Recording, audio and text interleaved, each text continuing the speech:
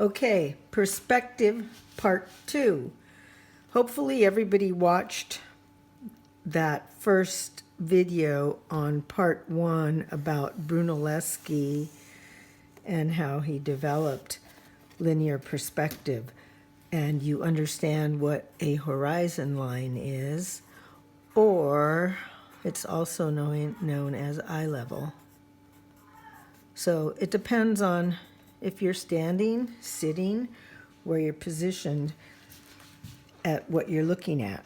And then when you determine your eye level, when you're drawing, you decide if you want the horizon line or the eye level to be lower on the page or higher on the page. For these exercises, it's good to put it around center.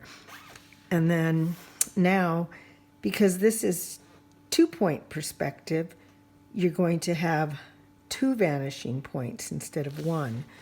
So put them near the ends of your page. But it's important to know what is the difference between 1-point and 2-point perspective. So before, you were drawing a cube and you drew it like a cube because it's 1-point perspective. And you either see one side or the other side and the front, and the bottom or the top, and just 2 sides if it's on the horizon line. But 2-point perspective, how do you know if you're looking at 1-point or 2-point perspective? Because if you're looking at 2-point perspective, you're looking at it from the edge. So now you're going to start out, instead of just drawing a box, because both of these sides are receding back in space, you're going to just start out by drawing this edge. Okay, so I'm going to start out by drawing a cube on below the horizon line, but my cube is just a line because I'm looking at the edge of the cube. So now from this side, I'm going to go to this vanishing point, and from the top of the edge, I'm going to go to that vanishing point. And on this side, my vanishing point is much closer, so it's going to be a much tighter angle.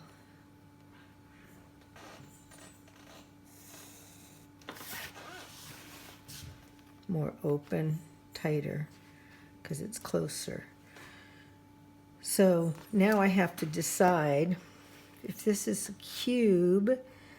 I think that edge of the box is going to be about there. So I'm going to go ahead and put that line in. So that's going to determine now the line going back in space in that direction from the top to the vanishing point.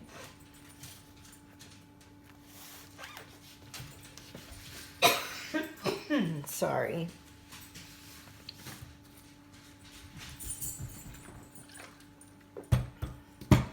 Maybe I'll learn to crop this.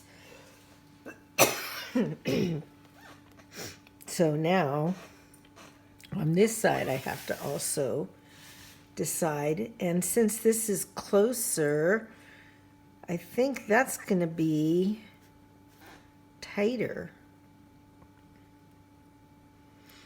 Recedes back faster, so the edge is going to be sooner, and I think that's too far. So let's try this. I forgot I have to talk louder and clearer. My last video was very bad. Now from this top to that vanishing point, and that gives me the top of the box. And it's not quite a cube. It looks like it's more rectangular, but I'm just going to go with that and try for the next one.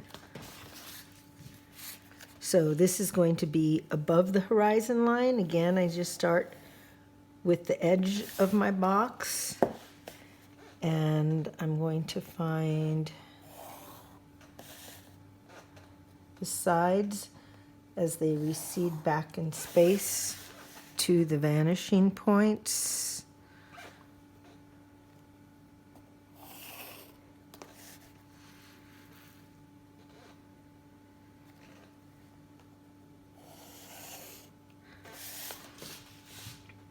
Okay, so I'm going to see more of this side of the box.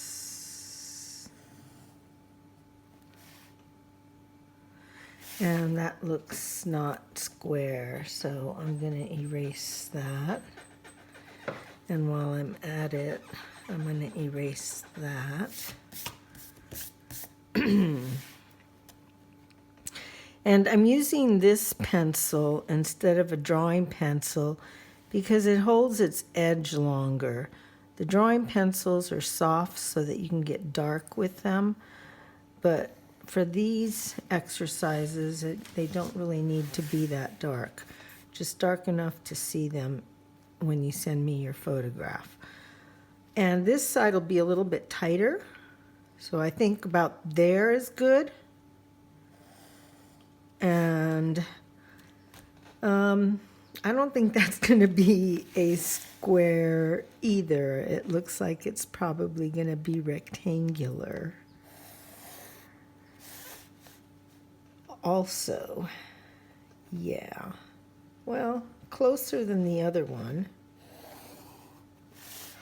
That might be a cube, so I'm happier with that being closer to a cube.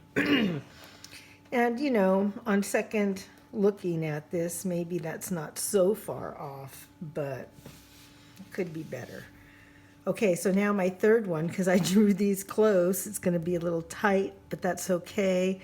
They're not going to overlap on each other, even though the intersecting lines will overlap.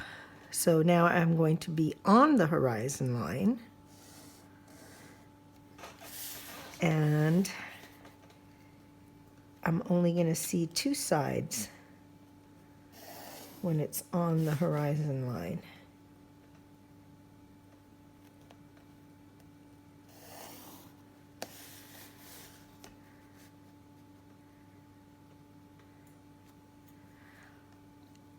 I'm going to still post a video by the same person who did the 1-point perspective video.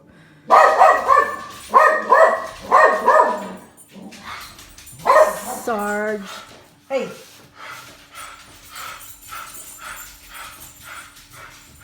Sorry about that. Somebody walked by. All right, so now we're going to find the edge of the box, which would be about here. And on this side, and this is close to the middle, but I think it's a little bit closer over here, so this side might be a little bit smaller than that side. Yeah. So I might want to make that side bigger. Oh, no, I guess that's okay. So anyways, I might darken this line so that you can see it. And erase my interior lines because you wouldn't see those because we're drawing solid boxes.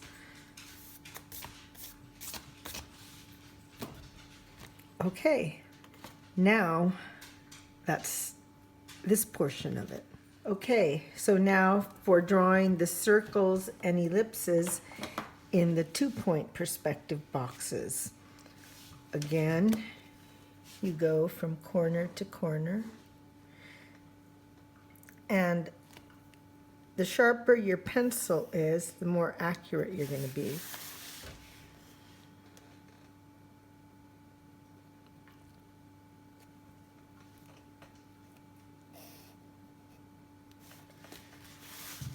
And now I'm going to be parallel and go through the center. And that gives me that top point there, top point there. And then to get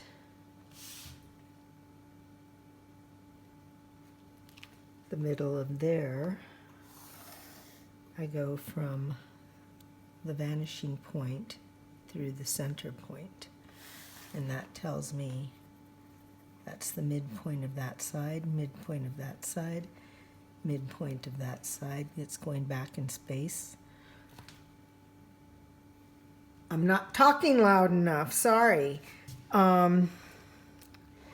Okay, so I drew from corner to corner, and then I had to go parallel to here and draw this line, and then I had to go from the center point to the vanishing point and draw that line so that it gives me the center point of this side, center point of this side, center point of this side, center point of that side. Okay, so the circle is going to be more normal shaped or wider on this side, tighter on this side. I'm also going to be more open on the bottom and closer on the top, because see how it's further away from the vanishing point here than it is up here. Okay, so it's easier for me to draw in this direction. You always want to try to pull away quickly from that center point. You don't want to drag your line along that edge because that'll be inaccurate. So swings out pretty open, comes barely touches there. Now I'm going to start from this side and something like this, and here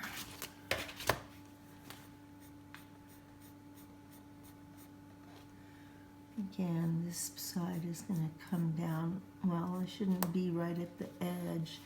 When I redraw that, I'll show it coming away, but it is going to come down more, I believe, to be that's not right.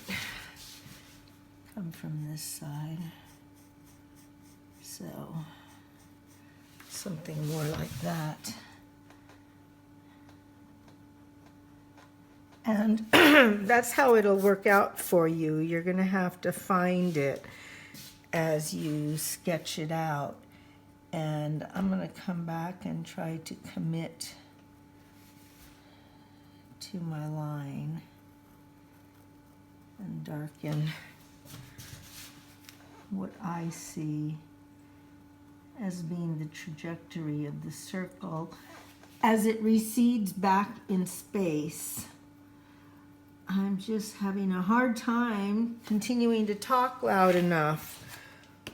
Okay, so that's that side. Now I'm going to do this side.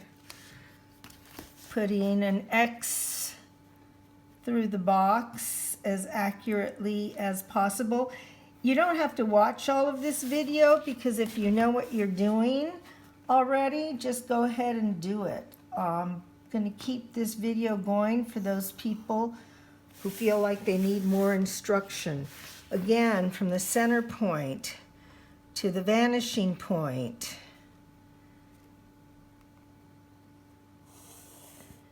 And I have to go all the way because actually it should be lining up there, and that might be that it's not happening because of this vanishing point being so fat.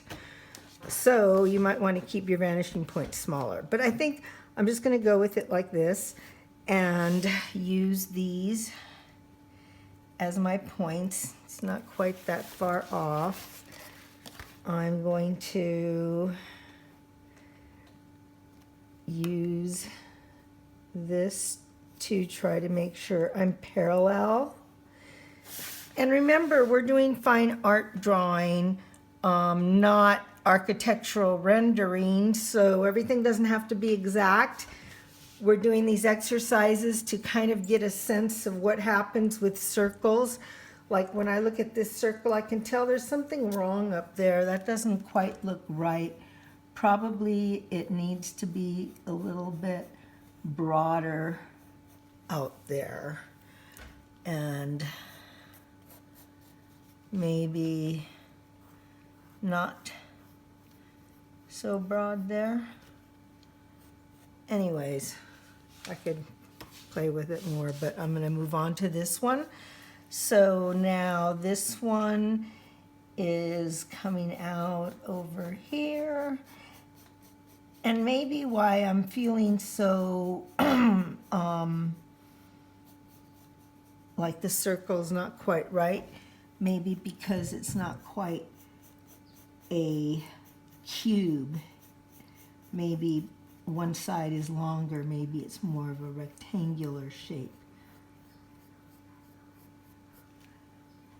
And not quite certain that's right either. But once I do more of it, I can look at it as a whole. And I think that it's close. It's just that the bigger part of it would be down here, I think. And so maybe some of this would get erased over here. And I think that if I were to draw this in, it would be something like that. Okay, so now I'm going to do the top one. And the top one, since I already have these midpoints, I think the easiest thing to do is just go from that midpoint to your vanishing point, and from that midpoint to your other vanishing point. That's my dog growling in the background. He knows he's not supposed to bark. You know you're not supposed to bark, Sarge. Stop. Okay. So now I have my midpoints.